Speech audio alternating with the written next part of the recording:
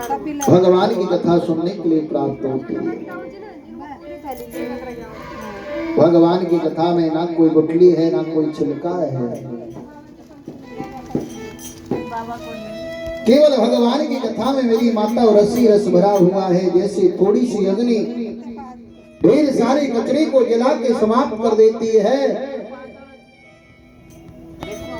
उसी प्रकार से मेरे गोविंद की कथा जीवन के जमे हुए पापों का नाश कर देती है। वो भागवत है।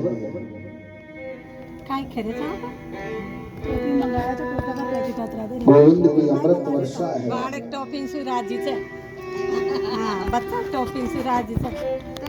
की भांति कहे सुभक्ति प्राप्त होती है। सब खत्म हो जाती टॉफी। की भांति कहे सुभक्ति प्राप्त होती है, हरिता के कहे सो गरुड़ दूर होता है।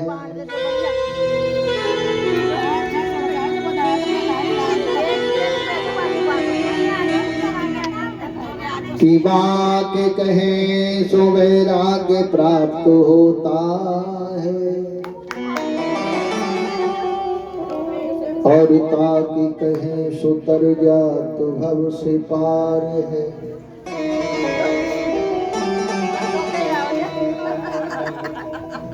ताकि कहने से जी भव सागर से पार हो जाता है, वो भागवत है।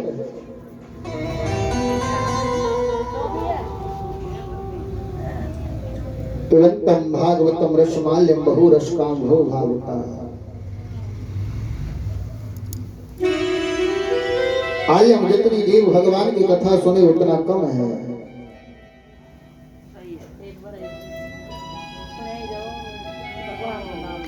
जैसे तस्मै कहते हैं खीर को, भक्तों खीर को ग्रहण करने के लिए हमें पात्र की आवश्यकता होती है, उसी प्रकार से हमें भगवान की कथा सुनने के लिए भगवान ने कान रूपी दोना दिए हैं। कान रूपी दोनाओं से जी भगवान की कथा सुनी उतना कम है।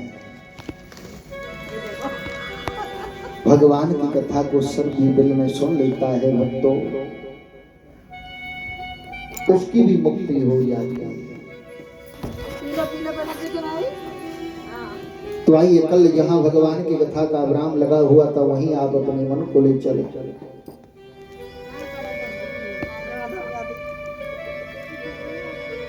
बामन अंगुल के बामन भगवान राजा बलि के द्वार पर भूमि का दान मांगने के लिए पहुंच गए।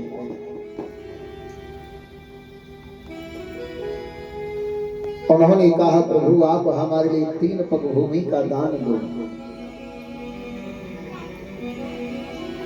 बलि कहने लगे हे प्रभु आप मांगने आए लेकिन आपसे मांगना नहीं आया। अरे ये आप मांगने आए लेकिन आपसे मांगना नहीं आया। 3 पग में तो महाराज आपकी कुटिया भी नहीं बनेगी। हे महाराज 3 पग में तो आपकी कुटिया भी नहीं बनेगी राजा। आप मांगने आए लेकिन आपसे मांगना नहीं आया। प्रेम से बोलो राधे राधे। उन्होंने कहा हे महाराज, सुखदेव जी कहने लगे हे परीक्षा, भगवान की सांवली सूरत है, माधुरी मूरत है, ऐसे गोविंद को वंदना करते हैं।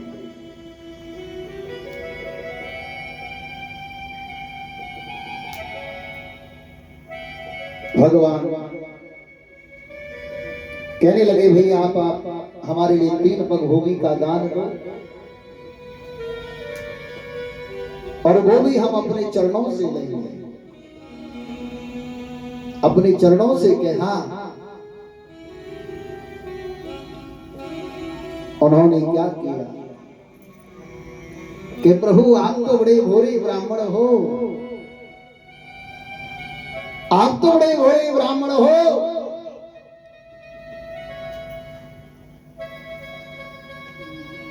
आपके तो छोटे छोटे पग हैं, आपके तो छोटे छोटे पग हैं, आपकी कुटिया भी नहीं बनेगी इसमें तो महाराज।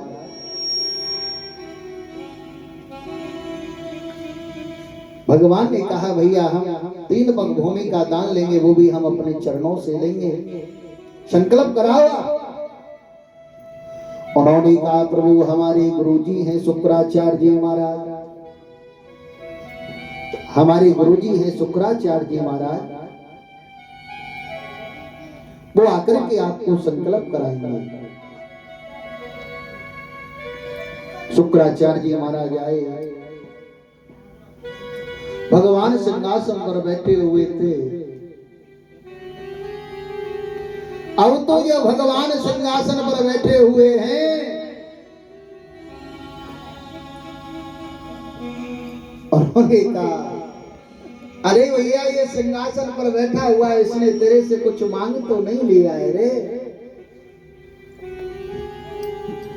अरे इसने कुछ मांग तो नहीं लिया है? कहा प्रभु इसने कुछ भी नहीं मांगा है, मांगा है तो केवल 3 पग भूमि का दान मांगा है। कहा अरे भैया बोले तो सारा राजपाट दे दे, लेकिन इसके लिए 3 पग भूमि का दान मत देना, सारा राजपाट दे दो, लेकिन महाराज इसके लिए 3 पग भूमि का दान मत देना।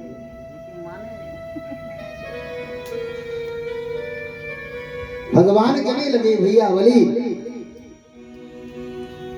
दान देना या नहीं देना है, क्या बात है बताओ, बोलो ना। उन्होंने कहा हे महाराज, भगवान कहने लगे संकल्प कराओ, संकल्प करो। उसी समय महाराज संकल्प कराने लगे, संकल्प कराते समय जल नहीं आया, और बगैर जल के संकल्प अधूरा होता है, बगैर जल के संकल्प अधूरा होता है। उन्होंने कहा ठीक। भगवान कहने लगे भैया आपके अंदर कुभाव है, हम कुभाव का दान नहीं लेंगे, आपके अंदर कुभाव है, हम कुभाव का दान नहीं लेते।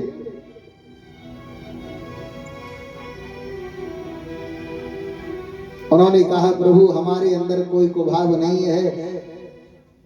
भगवान ने कहा कि जब आपके अंदर कुभाव नहीं तो आपकी पत्नी के अंदर होगा। पत्नी ने कहा प्रभु मेरे अंदर भी कोई कुभाव नहीं है। भगवान कहने लगे जब आप दोनों के अंदर कुभाव नहीं है तो तीसरे को तो मैं स्वयं देख लूंगा, चिंता ना करो। भगवान ने एक सीख ली और सीख लेकर के महाराज एक सीख लेकर के महाराज अब तो शुक्राचार्य जी महाराज गंगा सागर की टूटी में बैठ गए। हाँ राम जारा होता है ना, राम जारे की टूटी में मेढक बनकर के बैठ गए शुक्राचार्य जी महाराज। अब तो जब महाराज वो मेढक बनकर के बैठ गए, जल नहीं आया, बिना जल के संकल्प अधूरा होता है। भगवान ने एक सीख ली और सीख लेकर के महाराज राम जारे की टूटी में सीख को प्रो दिया और सीख को प्रोते ही शुक्राचार्य जी महाराज गंगा सागर से बाहर हो गए। वो सीख नेत्र पर जाकर के लगी और नेत्र पर जाके लगते ही गंगा सागर से बाहर हो गए। कहने लगे भैया माना तो सही, लेकिन एक बाजार को बंद करवा करके माना है रे। तू नहीं जानता है। भगवान कहने लगे भैया दान दो कि एक चरण आकाश गए और तो जो गयो ब्रह्मांड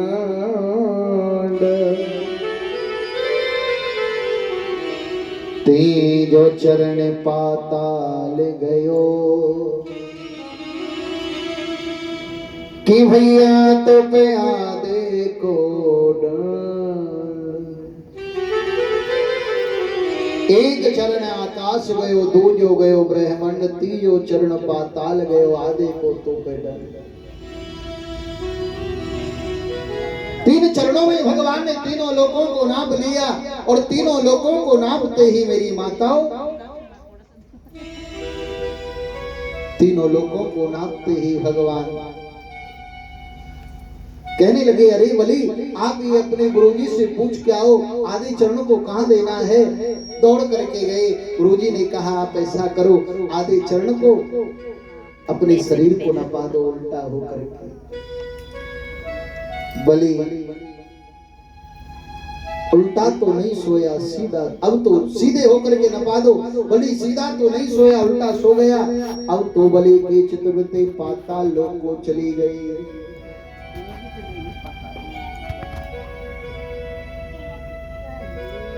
भगवान कहने लगी बलि हम आपकी तपस्या से प्रसन्न हैं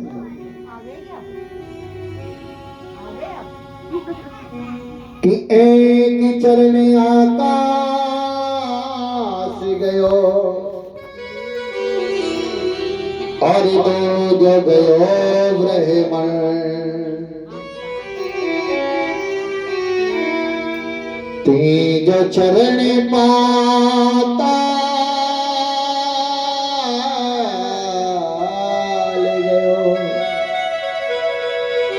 भैया देखो तो तीन चरणों में भगवान ने तीनों लोगों को नाप लिया। बलि भी बड़ा चतुर था बलि ने भी भगवान को छल लिया। बलि भी बड़ा चतुर है और बलि ने भी भगवान को छल लिया। भगवान कहने लगे हे बलि हम आपकी तपस्या से प्रसन्न हैं मांगो क्या मांगना चाहते हो भैया बोलो ना। अरे बोलो क्या बात है। उन्होंने कहा प्रभु बात क्या है क्या बताएं हम समझ में नहीं आ रहा है। अरे बोलो। उन्होंने कहा प्रभु बलि ने भी भगवान को छल लिया कि प्रभु आपको 4-4 महीने के लिए मेरे द्वार पर पहरा लगाने के लिए आना है। आज बलि के द्वार पर तीनों देवता पहरा लगाने के लिए पहुंच गए। ब्रह्मा विष्णु महेश तीनों देवता बलि के द्वार पर पहरा लगाने के लिए चले जाते। भगवान विष्णु का नंबर आया और मेरी माता भगवान विष्णु का नंबर आते ही माता लक्ष्मी देवी पहुंच गई और माता लक्ष्मी देवी ने क्या किया भगवान की रक्षा सूत्र बांध दिया बलि और बलि के राखी बांध दी और राखी बांधते ही बलि कहने लगा बहन आपने मेरे राखी बांधी है मांगो क्या मांगना चाहती हो। उन्होंने कहा भैया और तो हम आपसे क्या मांगे हमारा मांगना तो यही है कि जो आपका ये द्वारपाल है इसको आप हमारे लिए दे दो। उन्होंने कहा ओ हे देवी सारा राज बांट ले लेना लेकिन ये क्या कर रही हो आप। नहीं ये द्वारपाल चाहिए। भगवान को ही मांग लिया। माता लक्ष्मी देवी चली जा रही है। क्या कह रहा है बलि